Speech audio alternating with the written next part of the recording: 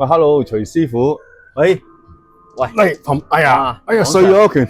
哇！我嘅拳碎咗，唔係你嘅拳碎咗。嗱，我哋而家喺 Condo Art 啦，咁徐師傅啊嘛，咁啊好多人客咧，我 friend 咧嚟到Condo Art 咧，都發現一樣嘢嘅，除咗有手錶之外咧，仲有徐師傅，仲有就係相機啊！相機咧的確吸引我哋啲朋友咧就留咗喺度睇下，咁啊同埋會同阿徐師傅傾下偈啊咁樣，咁啊都係啲男人中意嘅品味嘅玩意啊。係啊，唔知大家有冇聽過咧？以前有隻手錶戴喺手咧，就你好有地位嘅。你有部相機，喺手咧，你就好容易追到女仔嘅。哦，好緊要喎！你問翻啲大過我哋嘅人知㗎啦，成熟過我哋嘅係啦，當年係事實嘅，呢個係事實嘅。喂，咁你呢度台面有咩機啊？咁啊，好機械。其實咧，網上每一次嚟到咧，都好吸引佢。我就擺咗一部中國製造啦，中國製造嘅海鷗。海鷗啊！海鷗而家就大家都會聽到呢個名多噶啦。中國做嘅相機咧，其實一路都係好叻、好厲害嘅。咁佢個歷史咧亦都好悠久，因為始終以前咧，大家會聽過名牌子拉架啦，咁樣蔡司嗰類。好出名。咁其實咧，因為蔡司啊拉架咧有一邊係叫做東德，東德嗰個你大家知啊，東德其實同我哋中國嗰陣時都係好老友嘅。咁所以好多技術咧，我哋會技術轉移，我哋會學得到，我哋做咗相機。咁啊，中國而家做嘅鏡頭都好靚。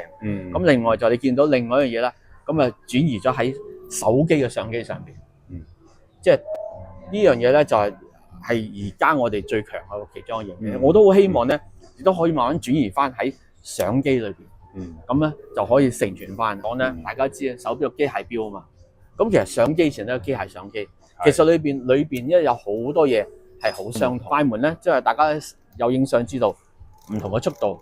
咁其實裏邊咧就講緊嗰個就係嗰個彈簧。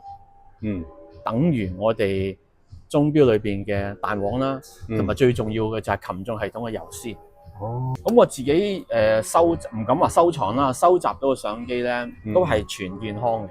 唯獨是可能外觀咧就殘舊啲，不過我淨係好中意就係有經歷個味道。我自己有幾台咧係打過仗咁樣，咁啊睇到啲痕跡咧，啲歲月咧係好好，舊舊地幾型啊！我覺得事實嚟㗎，因為成日講尤其是嗱，攞一樣俾大家睇下，我千辛萬苦都揾到一條叫呢條相機帶，上海係啦。咁以前咧有兩大好犀利嘅牌子，一個上海相機，咁而家有上海錶啦，咁海鷗相機有海鷗錶啦，咁樣呢條相機帶就真係我揾咗好耐，俾我有緣揾到，咁我亦都問好多而家我哋偉大中國嘅咁好多嘅製造廠，喂，可唔可以同我做翻呢一條出嚟啊？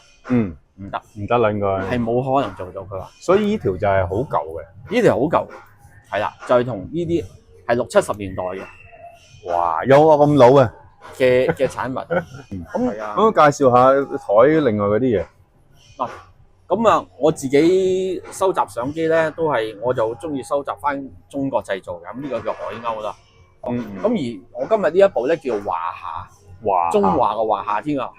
咁呢個名又係好有意思嘅，大家都知道啦，華夏一聽嘅啫，中國製造咁樣。但係有一點好得意喎，其實當其時咧有百花齊放，其實啲技術咧係互通嘅，好似手錶一樣。其實即係好似手錶咁樣，冇錯，即係唔同嘅配件。係啦。OK。其實可能個餡咧，其實個餡嘅畫面係差唔多嘅啫。但係只不過我去翻我鄉下貴州，咁我就出翻我自己嗰個名，同埋以前啲名係好浪漫㗎，好靚㗎。我有一部叫紅梅啊，紅梅啊，梅花嘅梅。係啊，我另外一部叫長城啊。咁呢啲名咧全部都係中國特色。咁啊，大家聽咧就知中國啦，就知係中國，同埋知有當時嘅歷史啊咁樣。數碼化之後咧，後台執相好犀利，啲餸今朝味精太多，食唔翻原味嘅話，好重裝甲咁，好似110菲林啊。OK， 但係我嗰就有個係打開揸，好似個餅。以前影相咧咁啊，冇錯，以前用好多啊。嗱，測光又冇測光錶，就通過咁樣先開心